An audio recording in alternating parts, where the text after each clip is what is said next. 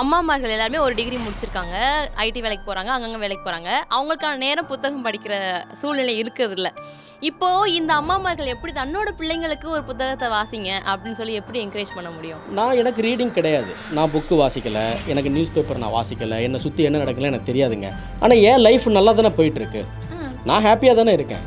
எனக்கு ஒன்றும் நான் குறையாவே ஃபீல் பண்ணலையே. நீ நிறைய படிக்கிற, உன் மண்டை வீங்கி போயிருக்குது, நீ உங்களை ஒரு புத்தகம் கொடுத்து அதுக்கான உரையை ஆட்சி சொல்லுவாங்க. அந்த மாதிரியான உரை ஆட்சி சொல்கிற நேரத்தில் உங்களோட இன்ட்ரோ ஒரு 20 நிமிஷம் 32 நிமிஷத்துக்கு இருக்கும். பார்வையாளர்கள் 500 பேர் இருந்தாங்கன்னா 500 × 2 மணி நேரம் 1000 மனித நேரங்கள் அங்கே இருக்குது. நீங்கள் ஒரு இன்ட்ரோவர்ட்டாக இருந்தால் அந்த ஆர்கனைசேஷனில் அல்லது அந்த கல்வி நிறுவனத்தில் அல்லது அந்த சமூக கம்யூனிட்டியில் ஒதுக்கப்பட்டுருவீங்க. நானும் உங்களோட போஸ்ட் நிறையா பயணங்கள் போஸ்ட்லாம் பார்த்துருக்கேன். பயணங்கள் மேலே எப்படி உங்களுக்கு ஆர்வம் வந்தது? இதில் ட்ராவல் என்பது வேற, டூர் என்பது வேற, ட்ரிப் என்பது வேற, பிக்னிக் என்பது வேற, ஆன்மீக சுற்றுலா என்பது வேற, தொழில் ரீதியான பயணங்கள் என்பது வேற. பயணங்களுக்கும் எழுத்துக்களுக்கும் சம்மந்தம் உண்டா? ஒருத்தர் ஏற்கனவே ஒரு 100 வருஷத்துக்கு முன்னாடி நான் இந்த கோயிலுக்கு போனேன், இந்த சந்நிதியில் இந்த இடத்துல ஒரு ஐம்பொன் சிலை இருந்தது, ரொம்ப அற்புதமான மரகதத்தில் செய்த நடராஜர் சிலையை தரிசித்து மகிழ்ந்தேன் அப்படின்னு இருந்தாருன்னா அது வெறும் எக்ஸ்பீரியன்ஸ் இல்லை, அது டாக்குமெண்ட்டு. எப்படி அவங்களோட அந்த காலம் எப்படி கழிச்சிருக்காங்க அப்படின்னு தெரிஞ்சுக்கிட்டா நம்மளுக்கு ஒரு இதா இருக்கும். அப்ப நம்மளும் இந்த வழியில போகலாம் அப்படின்ற மாதிரி எழுத்துப்பூர்வமா நீங்க அதை ப்ரூவ் பண்ணுவீங்க. இது இப்படிதான்டா இருக்கும், நம்ம அமைதியா பொறுமையாக கடைபிடிச்சா இந்த காலத்தை கடந்து போவோம் அப்படிங்கிற ஒரு நம்பிக்கை அது கொடுக்கும். யாருமே அட்வைஸை விரும்ப மாட்டாங்க.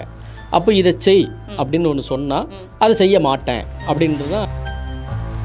அப்புறம் நீ புத்தகம் படித்தா வாழ்க்கையில் பெரிய ஆளாக வரலாம் அப்படின்னு யாராவது ஒருத்தர் சொன்னால் ஒரு இளம் மனசு என்ன கேட்கணும், அப்போ நீ ஏன்டா வரலன்னு கேட்கும்.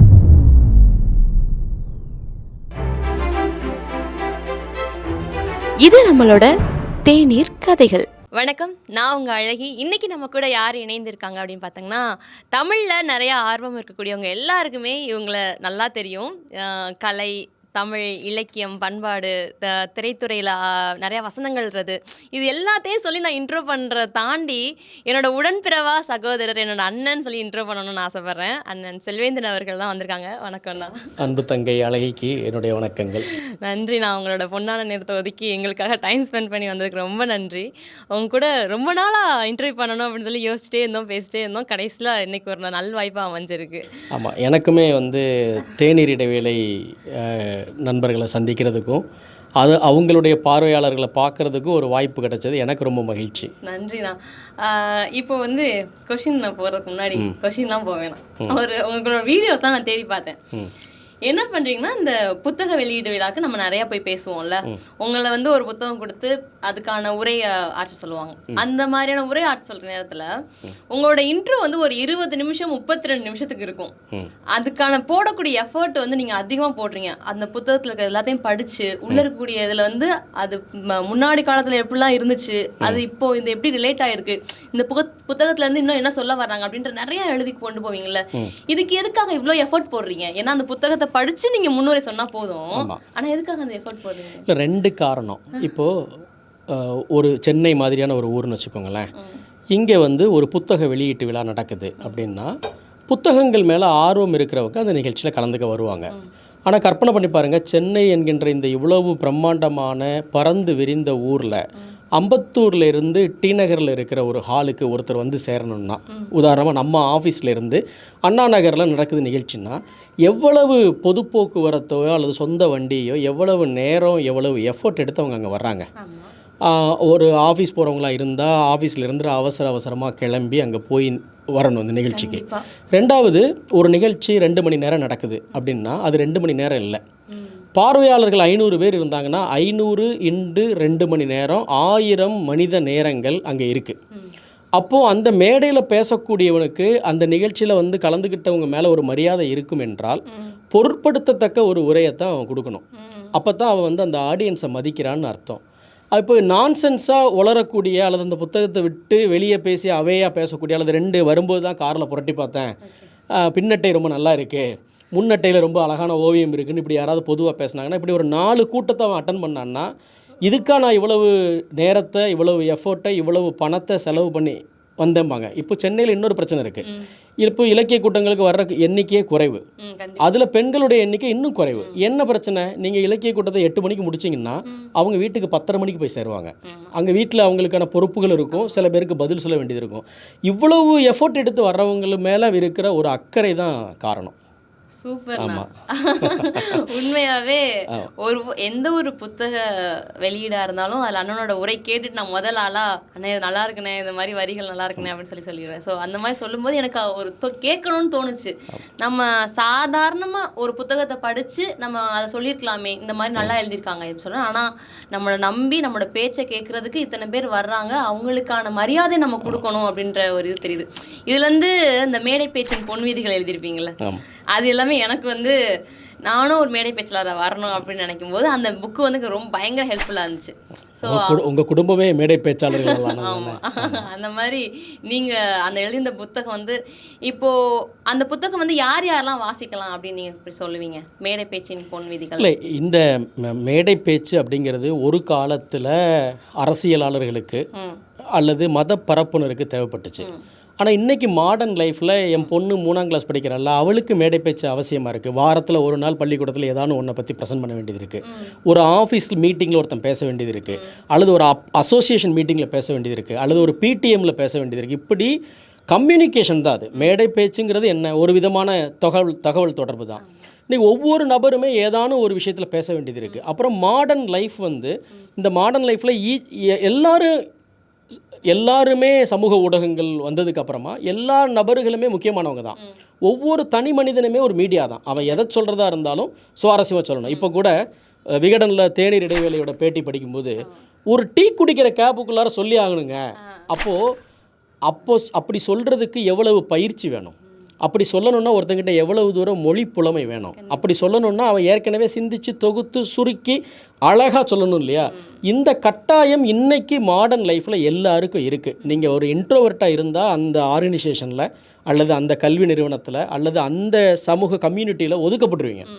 அப்போது மேடை பேச்சு எல்லாருக்குமே தேவை. அந்த மேடை பேச்சின் பொன் விதிகள் என்பது அரசியலாளருக்கு மட்டுமானதல்ல, அல்லது மேடை பேச்சை ஒரு தொழிலாக வச்சுக்கணும்னு நினைக்கிறவங்களுக்கான மட்டுமல்ல, எல்லாருக்குமானது தான் அது. கண்டிப்பாக எல்லாருக்குமானது தான். இப்போ நீங்கள் மாடர்ன் வேர்ல்டுன்னு சொன்னோன்னே எனக்கு அந்த கேள்வி கேட்கணும்னு தோணுது. இப்போது நம்ம முத்துக்குமரன் இருக்கார் இல்லையா, தமிழ் பேச்சு எங்களை முடிச்ச முத்துக்குமரன் நம்ம பிக் பாஸில் போயிருக்கார். அந்த பிக் பாஸ் ஸ்டேஜில் ஏறி நிற்கும்போது அவங்களோட அம்மா சொல்லுவாங்க, நான் வந்து 4-5 வீட்டுக்கு வேலைக்கு போயிருந்தப்போ இந்த புத்தகங்கள்லாம் படிப்பாங்க, எல்லாருமே படிப்பாங்க, என்னோட பையனும் இந்த புத்தகத்தை படித்தா நல்லா இருக்குமே ஆர்வம் வந்துச்சு, அதனால் என் பையனுக்கு புத்தகம் வாங்கி கொடுத்தேன் அப்படின்ற மாதிரி சொல்லுவாங்க. இன்றைக்கி இருக்கக்கூடிய காலகட்டத்தில் மாடர்ன் வேர்ல்டில் அம்மாமார்கள் எல்லாருமே ஒரு டிகிரி முடிச்சிருக்காங்க, ஐடி வேலைக்கு போகிறாங்க, அங்கங்கே வேலைக்கு போகிறாங்க, அவங்களுக்கான நேரம் புத்தகம் படிக்கிற சூழ்நிலை இருக்கிறதில்ல. இப்போது இந்த அம்மாமார்கள் எப்படி தன்னோட பிள்ளைங்களுக்கு ஒரு புத்தகத்தை வாசிங்க அப்படின்னு சொல்லி எப்படி என்கரேஜ் பண்ண முடியும்? ஆமாம், இதுக்கு நான் எப்பயுமே சொல்லிக்கிட்டு இருக்கிற ஒரு விஷயம் என்னென்னா, பொதுவாக அறிவுரை இந்த உலகத்தில் உள்ள யாருக்குமே பிடிக்காது. யாருமே அட்வைஸை விரும்ப மாட்டாங்க. அப்போ இதை செய் அப்படின்னு ஒன்று சொன்னால் அதை செய்ய மாட்டேன் அப்படின்றது தான் இருக்கும் இல்லையா? அப்புறம் நீ புத்தகம் படித்தா வாழ்க்கையில் பெரிய ஆளாக வரலாம் அப்படின்னு யாராவது ஒருத்தர் சொன்னால் ஒரு இளம் மனசு என்ன கேட்கணும், அப்போ நீ ஏன்டா வரலன்னு கேட்கும் இல்லையா? அப்போ இதுதான் வந்து அடிப்படையாக. 2 3வது ஒரு கேள்வி கேட்கும், எனக்கு ரீடிங் கிடையாது, நான் புக்கு வாசிக்கலை, எனக்கு நியூஸ் பேப்பர் நான் வாசிக்கலை, என்னை சுற்றி என்ன நடக்கலை எனக்கு தெரியாதுங்க, ஆனால் என் லைஃப் நல்லா தானே போயிட்டுருக்கு, நான் ஹாப்பியாக தானே இருக்கேன், எனக்கு ஒன்றும் நான் குறையாவே ஃபீல் பண்ணலையே, நீ வந்து நிறைய படிக்கிற, உன் மண்டை வீங்கி போயிருக்குது, நீ இன்டெலெக்சுவலாக இருக்க, நான் சாதாரணமான ஆளுப்பா, நான் ஹாப்பியாக தானே இருக்கேன், என் லைஃப்பில் புக்கோட ரோல் தேவையே இல்லை. ஸோ இன்றைக்கி ஒரு குழந்தைய பார்த்து நீ படி அப்படின்னு சொன்னால் அவங்க கேட்க மாட்டாங்க. அப்புறம் நாம் பண்ணாத ஒரு விஷயத்தை நம்முடைய பிள்ளைகள் பண்ணணும் அப்படின்னு எதிர்பார்க்கிறது என்பது ரொம்ப தவறான ஒரு விஷயம். என்னென்னா, பரமஹம்சர் சொல்லுவார், ஒருவனுடைய சொல்லும் செயலும் ஒன்றாக இருக்க வேண்டும். நான் என் மொபைலில் காலையிலேருந்து சாயங்காலம் வரைக்கும் ஸ்க்ரோல் பண்ணிகிட்டே இருப்பேன், அல்லது நான் வீட்டில் உட்காந்து சீரியல் பார்த்துட்டே இருப்பேன், நீ புத்தகம் படிக்கணும் அப்படின்னு சொன்னால் இன்றைக்கி இருக்கிற குழந்தை அவங்க அப்பா அம்மா என்ன பண்ணுறாங்களோ அதை பார்த்து அதை அப்படியே பண்ணும். அப்போது ஒரு குழந்தைய படிக்க வைக்கிறதுக்கு முதல்ல அந்த குழந்தைக்கு புத்தகத்துடைய டேஸ்ட்டை அறிமுகப்படுத்தணும். அதுக்கு எளிய வழி வந்து நம்ம புத்தகத்தை படிச்சுட்டு அதில் இருக்கிற இன்ட்ரெஸ்டிங்கான ஒரு விஷயத்தை குழந்தைக்கு சொல்லணும். அப்போ அதில் ஒரு ஆர்வம் வரும். இந்த விஷயம் எங்கே இருக்குது, இது உங்களுக்கு எப்படி தெரியும், இந்த கதையை எங்கே கேட்டிங்கன்னு அது கேட்கும். அப்போ அதை நீங்கள் சொல்லலாம். ரெண்டாவது, நீங்கள் அந்த குழந்தை பார்க்கும்போதெல்லாம் உங்கள் கையில் ஒரு புத்தகத்தோட, உங்கள் கார் டேஷ்போர்டில் ஒரு புக் இருக்குது, உங்கள் பெட்ரூமில் தலைமாட்டில் ஒரு புத்தகம் இருக்குது, உங்கள் ஹால் ரிசப்ஷனில் ஒரு புக் இருக்குது. அந்த அந்த ஒரு வீட்டுடைய கண்ணில் படுற இடமெல்லாம் புத்தகம் இருக்கணும். ஆனால் இன்றைக்கி அப்படி இல்லை. பாத்ரூம்க்கு ஸ்மார்ட் ஃபோன் எடுத்துகிட்டு போகிற கல்ச்சரில் இருக்கிற ஒரு காலகட்டம் இல்லையா அது. அப்போது முதல்ல என் குழந்தை புத்தகம் வாசிக்கணும் அல்லது என் குழந்தை நியூஸ் பேப்பர் வாசிக்கணும், 4 விஷயத்தை தெரிஞ்சுக்கணும்னு ஒரு அப்பாவோ அம்மாவோ முடிவெடுத்தாங்கன்னா முதலில் அதை அவங்க செய்யணும். அதை அவங்க செய்கிறது தான் அதுக்கான முதல் வழி. அதை பார்த்து அவங்களோட பிள்ளைகள் வருவாங்க.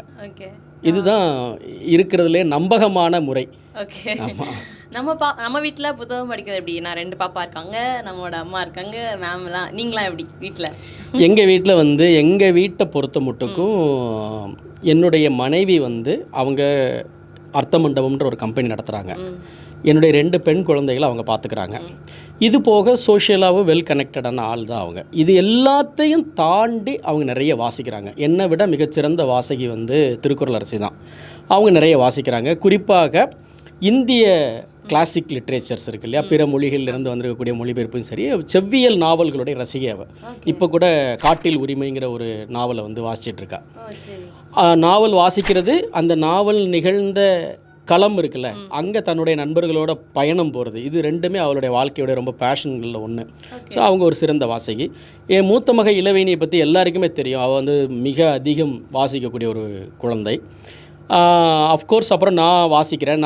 நான் பிறந்து வளர்ந்த சூழல்லையே ரீடிங் இருக்குது. சாத்தாங்குளத்தில் எங்கள் வீட்டில் எல்லாருமே வாசிப்பாங்க. எங்கள் ஊரே புத்தகங்கள் வாசிக்கிற ஊர். ஆனால் அன்ஃபார்ச்சுனேட்லி நாங்கள் 3 பேர் இருந்துமே என்னுடைய 2வது குழந்தை வந்து அவ்வளோ தூரம் புத்தகங்கள் ஆர்வம் இல்லை. அவளுடைய ஃபேக்கல்ட்டியில் வந்து ரீடிங் பெருசாக இல்லை. ஆனால் அதே சமயத்தில் அது வேறு விதமான இடங்களில் வேறு விதமான விஷயங்களில் வந்து ஆர்வமாக இருக்காங்க. பட் அவங்களுக்கும் நாங்கள் இந்த புத்தகம் வாசிக்கக்கூடிய பழக்கம் வரணுங்கிறதுக்காக தொடர்ந்து இதைத்தான் அப்ளை பண்ணுறோம். 3 பேருமே உட்காந்து புக்கு படிச்சுட்டு இருக்கும்போது அவளுக்கு வேறு வழியே இல்லாமல் அவளும் ஒரு புத்தகத்தை தூக்கி கொண்டு வந்து நைட்டு உட்காந்து படிக்கிறாள். அப்புறம் 3 பேர் புத்தகங்களை பற்றி பேசும்போது அது அவங்க காதில் கேட்கும்போது அதில் ஒரு ஆர்வம் உருவாகுது. கொஞ்சம் கொஞ்சமாக வந்து தன்னுடைய ரீடிங் ஹேபிட்டை கல்டிவேட் பண்ணிட்டு இருக்கா. புரியுது. 3 பேருமே இப்போ நான் 3 பேருக்கு ஆர்வம் வந்துச்சுன்னா, ஒரு பொண்ணுக்கு வேற ஆர்வம் இருந்தாலும் இந்த புத்தகத்தை நம்ம வச்சு படிக்கும்போது அவளுக்கு தன்னால் ஒரு ஆர்வம் ஏற்படுத்திடுறோம் அப்படின்ற மாதிரி தான். இப்போ மேம்ஸ் பயணங்கள்லாம் போகிறாங்கன்னு சொன்னீங்களே, நானும் உங்களோட போஸ்ட் நிறையா பயணங்கள் போஸ்ட்லாம் பார்த்துருக்கேன். பயணங்கள் மேலே எப்படி உங்களுக்கு ஆர்வம் வந்தது? அது பொதுவாகவே ரீடிங் என்பது ஒரு கல்ச்சர், ஒரு ஹேபிட் கிடையாது. ஒரு ரீடிங் என்பது முதல்ல என்ன பண்ணுன்னாக்க பல கலைகளை நோக்கி, பல அறிவுத்துறைகளை நோக்கி உங்களை செலுத்தும். நீங்கள் ஒரு புக்கு படிப்பீங்க, அங்கே அதில் ஒரு கேரக்டர், ஒரு வரலாற்று பாத்திரம் வருவார். ஆனால் இவர் சுவாரஸ்யமான ஆளாக இருக்காருன்னு இவரை போய் படிப்பீங்க. அது வந்து இந்திய வரலாறுக்குள்ள போகும். அது போகும்போது அது இன்னொரு நாட்டோட வரலாறு வரும். அதுக்குள்ளார கலை வந்துடும், அதுக்குள்ளார தத்துவம் வந்துடும், அதுக்குள்ளார அரசியல் வந்துடும், அறிவியல் வந்துடும். அப்போ ஒரு புக் ரீடிங் இருக்கு இல்லையா. அதனால் எல்லார்ட்டையுமே நான் சொல்கிறது என்னன்னா, ஒரே ஒரு புக்கை படிங்க உங்கள் வாழ்க்கையில். அது பல புத்தகங்களை படிக்கிறதுக்கு உங்களை தூண்டி விட்டுருன்னு நான் சொல்லுவேன். அப்போ அப்படி வரும்போது புத்தகம் வாசிக்கிறவனுக்கு இயல்பாகவே சில கலைகளில் ஆர்வம் இருக்கும், வரலாற்றில் ஆர்வம் இருக்கும். அப்போ கலை, வரலாறு, மானுடவியல், பண்பாட்டில் ஆர்வம் இருக்கிற ஒருத்தனுக்கு தன்னியல்பாகவே ட்ராவலில் வந்து ஆர்வம் வந்துடும். இதில் ட்ராவல் என்பது வேறு, டூர் என்பது வேறு, ட்ரிப் என்பது வேறு, பிக்னிக் என்பது வேறு, ஆன்மீக சுற்றுலா என்பது வேறு, தொழில் ரீதியான பயணங்கள் என்பது வேறு. நம்ம இது எல்லாத்தையும் ஒரே வார்த்தையில் சொல்லிவிடுவோம். ட்ராவல் என்பது அது அல்ல. டூருடைய நோக்கம் கேளிக்கை, பிக்னிக்கோட நோக்கம் காலையில் போய்ட்டு சாயங்காலம் வரும் குடும்பத்தோடு சேர்ந்து இருக்கிறது. ஆன்மீக பயணத்தோட நோக்கம் என்ன? நம்முடைய ஒரு பில்கிரிமேஜுக்கு போகிறோம், அங்கே நம்முடைய நீண்ட காலத்தோட ஒரு நேர்த்தி கடனையோ அல்லது பிரார்த்தனையோ நிறைவேற்றிட்டு வர்றோம். ட்ராவல் என்பது என்னென்னா, ஒரே நேரத்தில் 2 பயணங்கள் நடக்கும். புறப்பயணம் ஒன்று, அகப்பயணம் ஒன்று. இதோடைய ஃபஸ்ட்டு நோக்கம் என்பது கேளிக்கை இல்லை. அதாவது ஜாலியாக செலிப்ரேட் பண்ணுறதுக்கு போகிறோம், அருவியில் குளிக்கிறோம், ஆடுறோம், போகிறோம், கடலில் குளிக்கிறோம், வர்றோம், அப்படி இல்லை இது. அதில் இப்போது இந்த பயணங்களுக்கும் எழுத்துக்களுக்கும் சம்மந்தம் உண்டா? அப்போ எல்லா மேஜர் ரைட்டர்ஸுமே அவங்க ஒரு நாட்டுக்கு போனாலோ அல்லது ஒரு இடத்த போய் பார்த்தாலோ அதை ஒரு புத்தகமாக எழுதி வைக்கணும்னு நினைப்பாங்க. அப்படி எழுதி வைக்கிறது என்பது வெறும் புத்தகம் எழுதலாமல் அவங்க வரலாற்றை தொகுத்துக்கிட்டு இருக்காங்க. இப்போது பல உதாரணமாக சிலை திருட்டு நடக்குது. ஒருத்தர் ஏற்கனவே ஒரு 100 வருஷத்துக்கு முன்னாடி நான் இந்த கோயிலுக்கு போனேன், இந்த இந்த சந்நிதியில் இந்த இடத்துல ஒரு ஐம்பொன் சிலை இருந்தது, ரொம்ப அற்புதமான மரகதத்தில் செய்த நடராஜர் சிலையை தரிசித்து மகிழ்ந்தேன் அப்படின்னு இருந்தாருன்னா அது வந்து வெறும் எக்ஸ்பீரியன்ஸ் இல்லை, அது டாக்குமெண்ட்டு.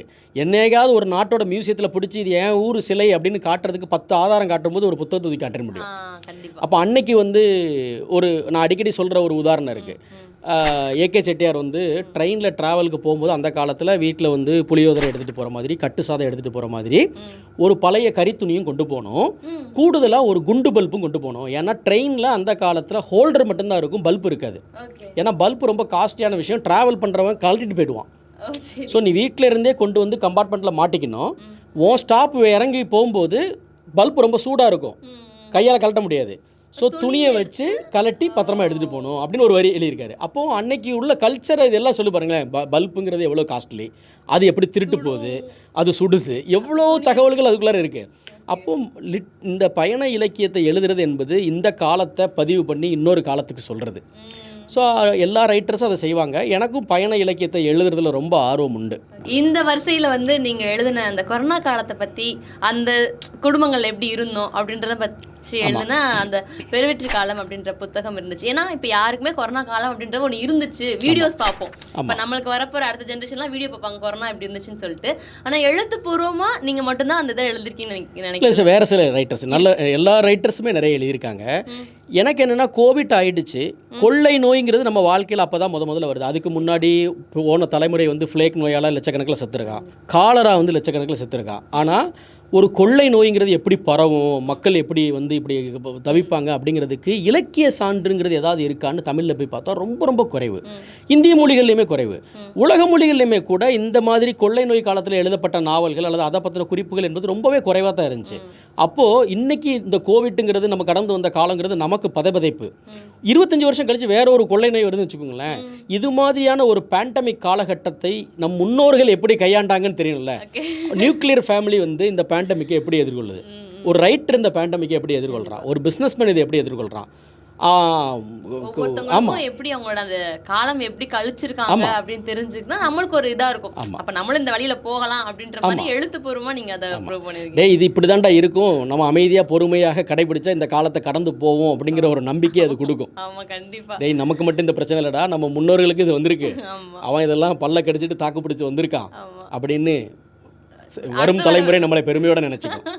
இந்த பேச்சு தானா, இந்த தொனி நம்மளோட எழுத்துக்கள்ல நீங்க இந்த வாசிப்பது எப்படி புத்தகத்துல பாத்தீங்கன்னா அதுலயே நிறைய அப்படிதான் எழுதிருப்பீங்க. ஒரு படிக்கிற வாசகனை நம்ம அப்படியே சீரியஸா மோட்டிவேஷனலா அப்படி கொண்டு போகாம இடையில ஏதாவது ஒரு லைன்ஸ் அப்படி காமிக்கா போட்டு கொண்டு போறீங்கல்ல, சுவாரஸ்யமா அப்படி அது ஸ்மூத்தா, அது எப்படி நான் வந்துச்சு உங்களுக்கு? நானே வந்து அடிப்படையில் மகிழ்ச்சியாக இருப்பது மனிதனின் கடமைன்னு நினைக்கிறவன்.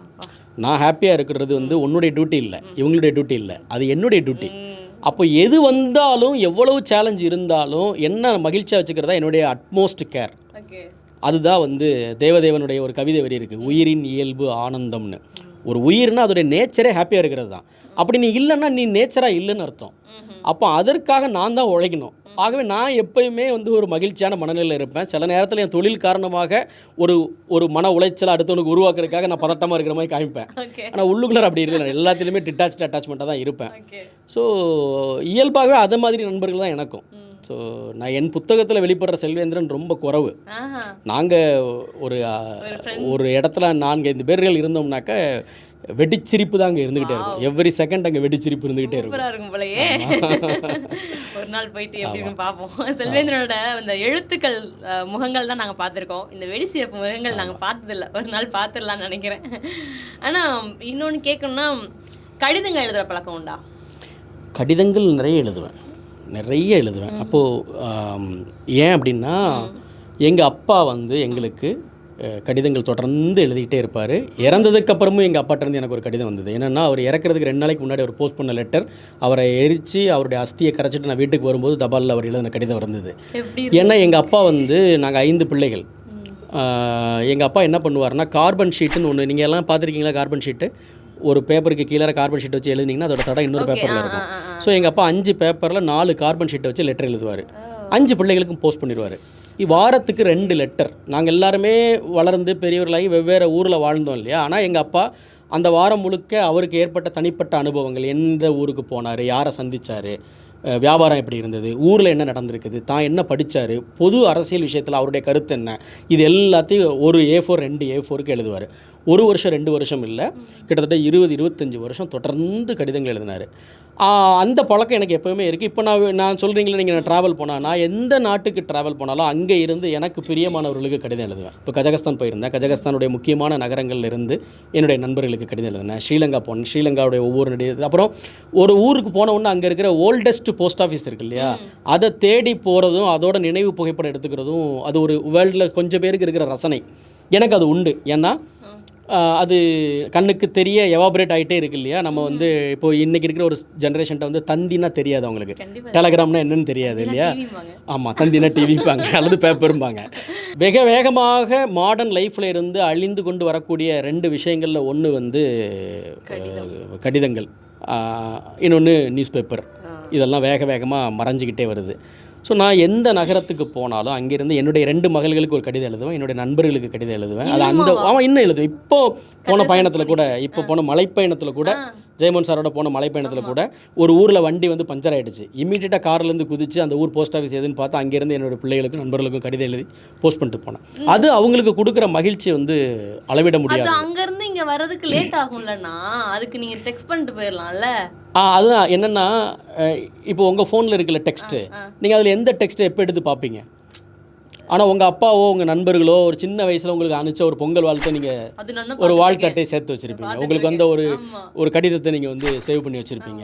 ஸோ அது அதில் இருக்கிறது வந்து ஃபஸ்ட்டு கையினால் எழுதப்பட்டிருக்குது, இன்னொரு லேண்டில் எழுதப்பட்டிருக்கு. உங்கள் மொழியே தெரியாத ஒருத்தர் அதை சீல் அடிச்சிருக்கான். இப்போ கஜகஸ்தானில் வந்து கஜகஸ்தான் பாப்புலேஷனில் இங்கிலீஷ் தெரிஞ்சவங்க ஒரு 5% கூட இருக்க மாட்டான். அந்த போஸ்ட் ஆஃபீஸில் அந்த லெட்டர் வந்து போஸ்ட் ஆகி இங்கே வரவே இல்லை. அப்புறம் நான் ரொம்ப ஃபாலோ பண்ணதுக்கப்புறம் தான் சொன்னாங்க, அந்த ஊர் போஸ்ட் ஆஃபீஸில் ஒருத்தருக்கு கூட இங்கிலீஷ் தெரியாதுங்க அப்படின்னு சொன்ன உடனே அந்த ஊரில் இருந்து அல்மாட்டிக்கு அந்த லெட்டரை கொண்டு வர வச்சு அங்கேருந்து திரும்ப போஸ்ட் பண்ணி கொண்டு வந்தோம். ஸோ அதுக்குள்ளார இருக்கிறது ரொம்ப பர்சனல். நான் இன்னொரு லேண்டில் உன்னை பற்றி நினச்சேன்.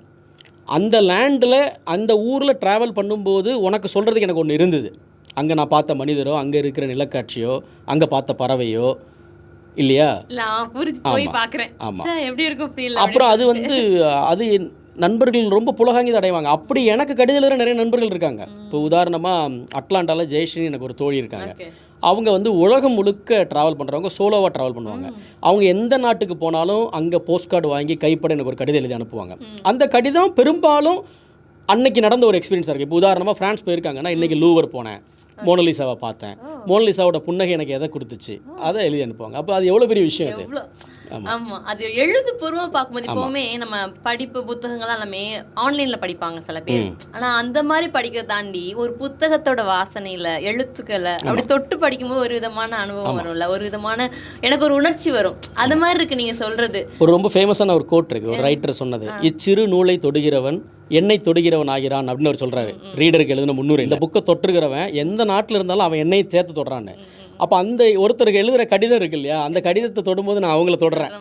நாமத்துக்குமார் அவர்கள் கூட அந்த புத்தகத்தை எழுதியிருப்பாங்களே, அந்த புத்தகத்தில் வரிகளை வந்து அண்டர்லைன் நல்லா இருக்குன்னு சொல்லி புத்தகத்தில் அண்டர்லைன் பண்ணுறோம்ல, அந்த மாதிரி அண்டர்லைன் பண்ணுற வந்து எனக்கு வந்து கை குலுக்குறான் அப்படின்ற மாதிரி சொல்லியிருப்பாங்க.